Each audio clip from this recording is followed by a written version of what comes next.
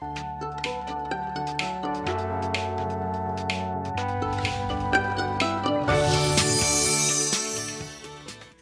nagahimakas kag nagaserbisyo sa tion sang Bag-ong Tuig. Aton sila kilalahon sa RTV Presents.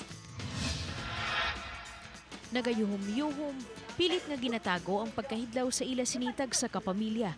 Apang bangod sa responsibilidad nga kinahanglan na obligaron, wala sang mahimo si nanay kag si tatay kundi maghimakas sa trabaho para maipakaon kay Tuto kag kay Inday.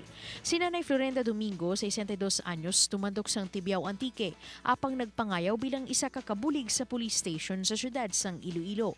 Aga pa lang nagaumpisa na ang adlaw ni Nanay Florenda sa pagpanglimpyo kag pagpreparar sang pagkaon sang mga kapulisan. At least ate ka, ngayo kay Lord nga taga ng kasing maayo nga lawas, pati mga pamilya ko.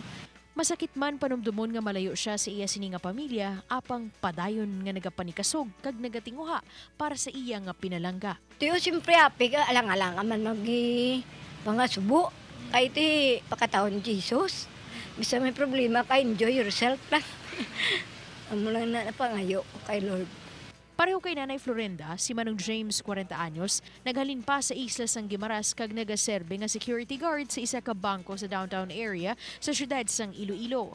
Mayo tanay mga pahuway, galing ti may obligasyon ta mo. Ti masubo matana kay ti anon ta na kay may obligasyon ta. Ti duty ginaya mo. Bilog nga adlaw nga nagabantay sa tanan nga nagagwa sulod sa lugar nga iya sini ginaobrahan. Seguridad sang tanan nga yara sa bangko ang iya labi nga ginapanumdom. Masumuman nga bisan pa holiday season, ginabantayan tuod niya ang katamaan. Apang malayo man siya sa iya sini asawa kag bata. Nami tanay ko nara kas pamilya mo Kung halidi gid yabla.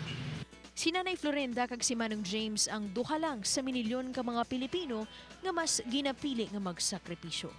Kasubo kag kakapoy sa tion sang Paskwa kag pagsugalaw sa Bag-ong Tuig.